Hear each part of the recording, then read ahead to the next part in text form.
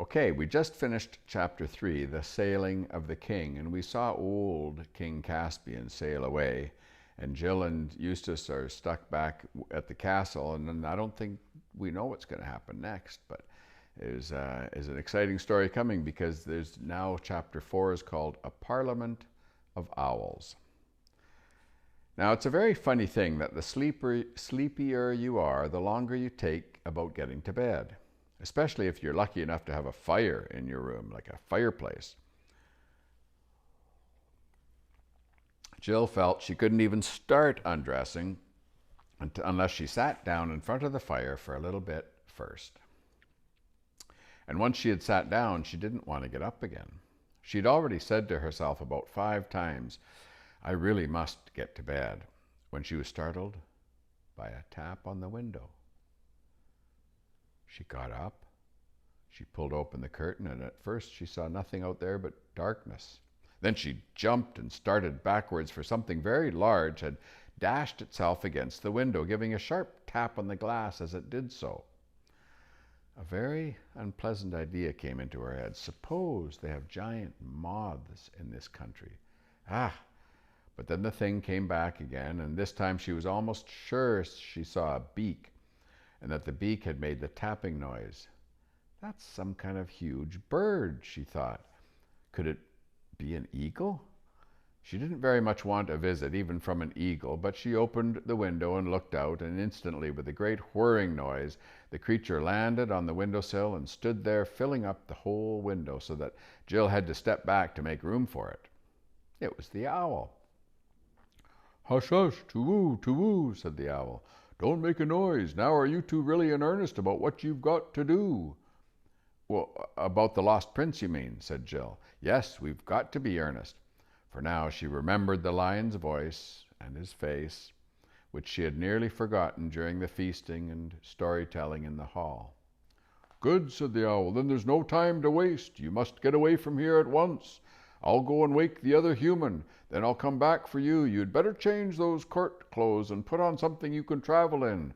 I'll be back in 2 twos, to-woo." And without waiting for an answer, he was gone.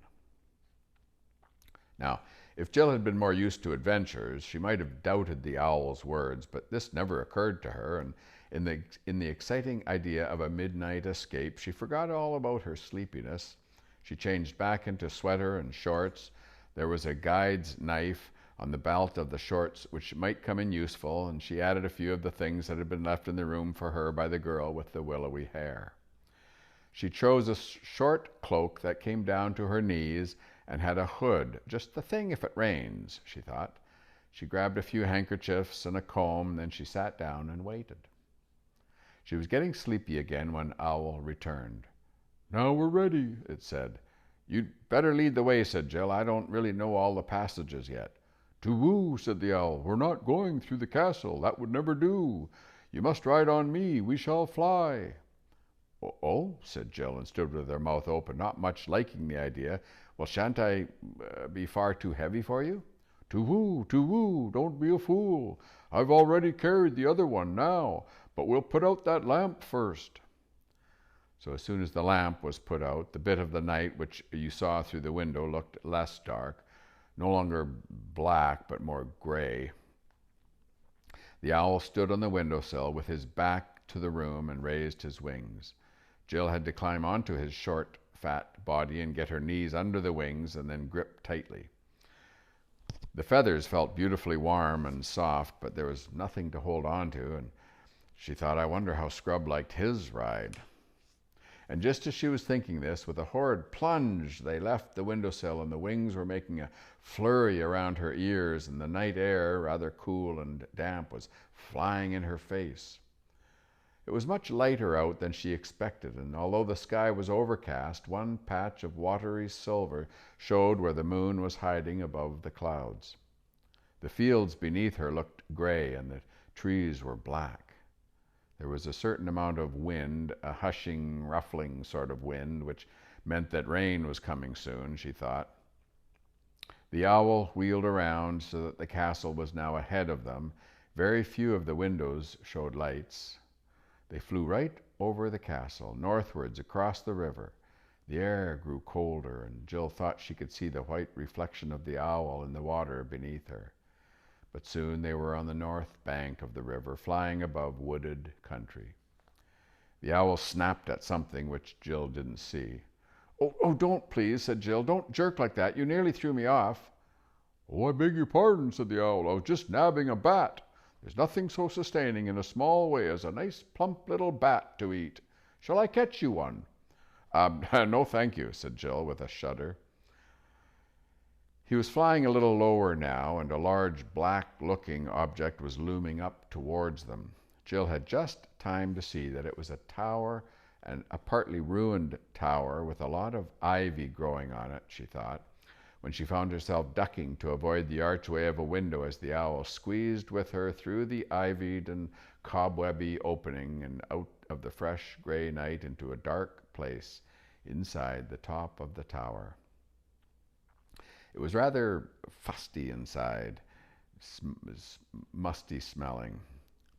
And the moment she slipped off the owl's back, she knew, as one usually does somehow, that it was quite crowded in this little room.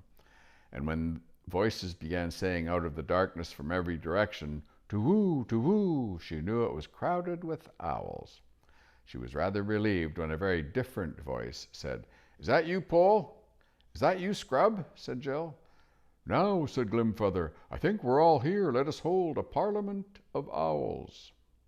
To-woo, true for you. That's the right thing to do," said several voices. "Half a moment," said Scrub's voice. "There's something I want to say first." Do, said the owls, and Jill said, "Fire ahead."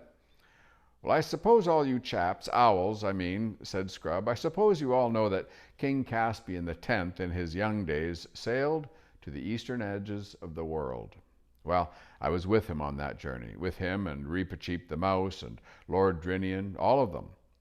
I know it sounds hard to believe, but people don't grow older in our world at the same speed as they do in your world. And what I want to say is this. I am the king's man, and if this parliament of owls is any sort of a plot against the king, I am having nothing to do with it." To-woo, we're all the king's owls too," said the owls. "Well, what's this all about then?" said Scrub. "It's only this," said Glimfeather, "that if the Lord Regent, the dwarf Trumpkin, hears you are going back to look for the lost prince, he won't let you start. He'd keep you under lock and key sooner." "Great Scott," said Scrub. "You don't mean that Trumpkin is a traitor? I used to hear a lot about him in the old days at sea. Caspian the king, trusted him absolutely."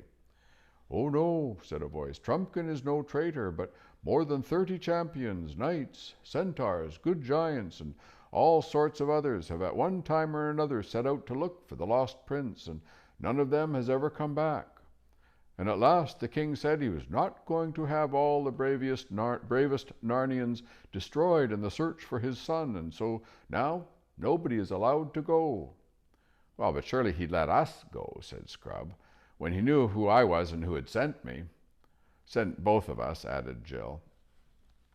"Oh, yes," said Glimfeather. "I think very likely he would, but the king is away, and Trumpkin will stick to the rules. He's as true as steel, he is, but he's as deaf as a post and very peppery. You could never make him see that this might be the time for making an exception to the rule." "You think he'd take some notice of us because you'd think he'd take some notice of us because we're owls and everyone knows how wise we are," said someone else. "But he's so old now, he'd only say, 'You're a mere chick. I remember you when you were an egg. Don't come trying to teach me, sir, crabs and crumpets.'" This owl imitated Trumpkin's voice rather well, and there were sounds of owlish laughter all around. The children began to see that the Narnians all felt about Trumpkin as people feel at school about some crusty teacher whom everyone is a little afraid of and maybe even makes a little bit of fun of, and nobody really dislikes, but they're older. "How long is the king going to be away?" asked Scrub.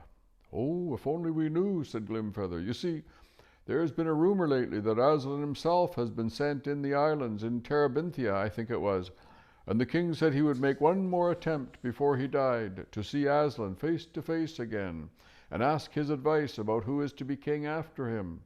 But we're all afraid that if he doesn't meet Aslan in Terabithia, He'll go on east to 7 Isles and Lone Islands and on and on. He never talks about it, but we all know he has never forgotten that voyage to the world's end.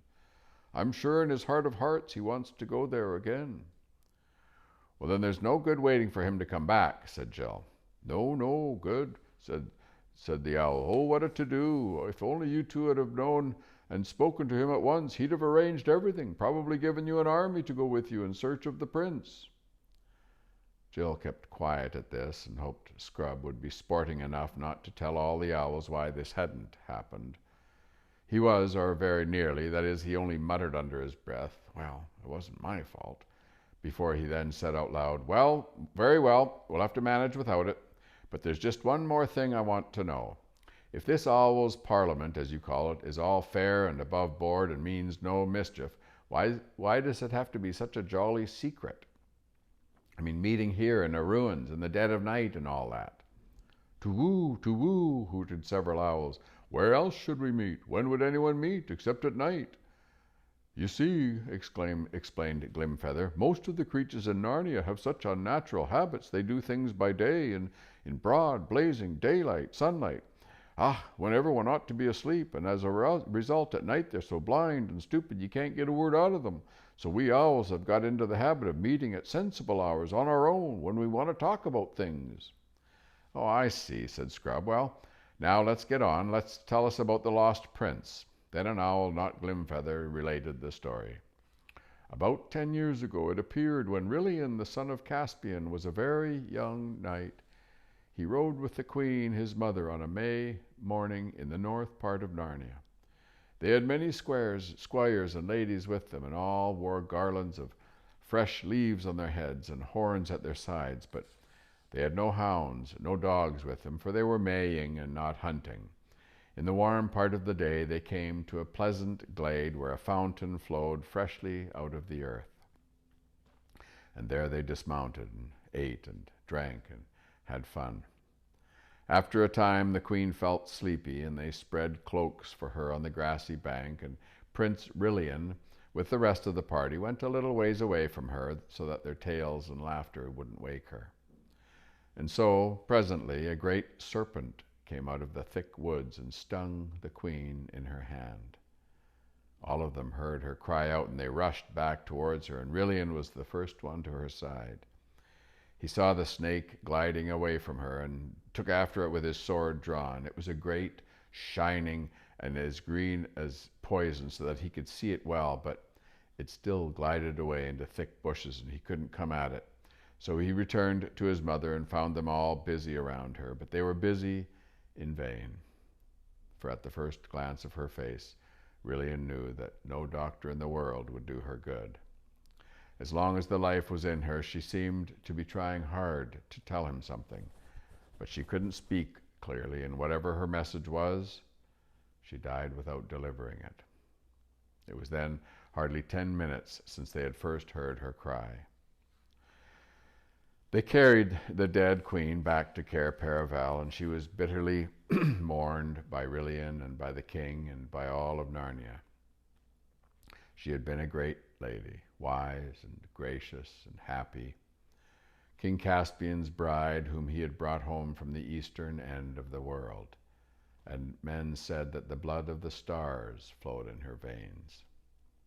The prince took his mother's death very hard, and as well he might. After that, he was always riding on the northern marches of Narnia, hunting for that venomous snake, to kill it and to be avenged. No one remarked much about this, although the prince came home from these wanderings looking tired and distraught. But about a month after the queen's death, some said they could see a change in him. There was a look in his eyes of a man who had seen visions, and although he would be out all day, his horse did not bear the signs of hard riding. His chief friend among the older courtiers was the Lord Drinian, who had been his father's captain on that great voyage to the east parts of the earth. One evening Drinian said to the prince, Your Highness must soon give over seeking the snake. There is no true vengeance on a witless brute as there might be on a man. You weary yourself in vain." The prince answered, "My lord, I have almost forgotten the worm, the snake, this 7 days. Drinian asked him why, if that were so, he rode so continually in the northern woods. My lord, said the prince, I have seen there the most beautiful thing that was ever made. Fair prince, said Drinian, of your courtesy, let me ride with you tomorrow, that I too may see this fair thing. Oh, with a good will, you certainly may, said Rilian. Then in good time on the next day they saddled their horses and rode at a great gallop into the northern woods and landed at the same fountain where the queen got her death. Drinian thought it strange that the prince should choose that place of all places to hang around. And there they rested till it came to high noon, and at noon Drinian looked up and saw the most beautiful lady he had ever seen. And she stood at the north side of the fountain and said no word, but beckoned to the prince with her hand as if she bade him come to her. And she was tall and great, shining and wrapped in a thin garment as green as poison. And the prince stared at her like a man out of his wits. But suddenly the lady was gone. Drinian knew not where she had gone, and they too returned to Cair Paravel, puzzled. This stuck in Drinian's mind, that this shining green woman was evil. Drinian doubted very much whether he ought not to tell this adventure to the king, but he had little wish to be a blab and a talebearer, and so he held his tongue. But afterwards he wished he had spoken, for next day Prince Rilian rode out alone. And that night he didn't come back. And from that hour no trace of him was ever found in Narnia, nor any neighboring land, and neither his horse, nor his hat, nor his cloak, nor anything else was ever found. Then Drinian, in the bitterness of his heart, went to King Caspian and said, Lord King, slay me speedily as a great traitor, for by my silence I have destroyed your son. And so then he told this whole story to the king. King Caspian then caught up a battle axe and rushed upon Lord Drinian to kill him, and Drinian stood still as a stock for the death blow. But when the axe was raised, Caspian suddenly threw it away and cried out, I have lost my queen and my son. Shall I lose my friend as well? And he fell upon the Lord Drinian's neck and hugged him, and they both wept. And their friendship was not broken. That was the story of Rilian, and when it was over, Jill said, I bet that serpent, that snake, and that woman were the same person. True, true, we think the same as you, hooted the owls. But we don't think she killed the prince, said Glimfeather, because no bones.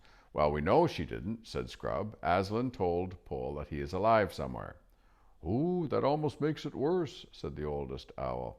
It means she has some use for him and some deep scheme against Narnia. Long, long ago, at the very beginning, a white witch came out of the north and bound our land in snow and ice for over 100 years. And we think this may be one of the same crew. Very well, said Scrub. Pole and I have got to find this prince. Can you help us? Have you any clue, you two? Asked Glimfeather. Well, yes, said Scrub. We know we've got to go north, and we know we've got to reach the ruins of a giant city.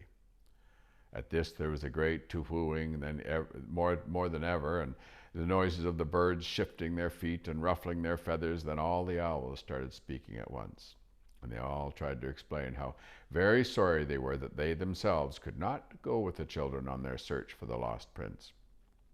Oh, you'd want to travel by day, and we'd want to travel by night, they said. It wouldn't do. One or two owls added that even here in the ruined tower it wasn't nearly so dark as it had been when they began, and that the Parliament had been going on quite long enough. In fact, the mere mention of a journey to the ruined city of giants seemed to have dampened the spirits of all those birds. But Glimfeather said, if they want to go that way into Ettinsmuir, we must take them to one of the Marshwiggles. They're the only people who can help them much. True, let's do, said the owls. Come on then, said Glimfeather. I'll take one. Who'll take the other? It must be done tonight. I will, as far as the Marshwiggles, said another owl. Are you ready? Are you ready? Said Glimfeather to Jill. I think Pole's fallen asleep, said Scrub. And that's how the Parliament of Owls ended. That was chapter 4 and chapter 5. Puddleglum. Puddleglum. Chapter 5. You better come back and find out what this chapter's all about.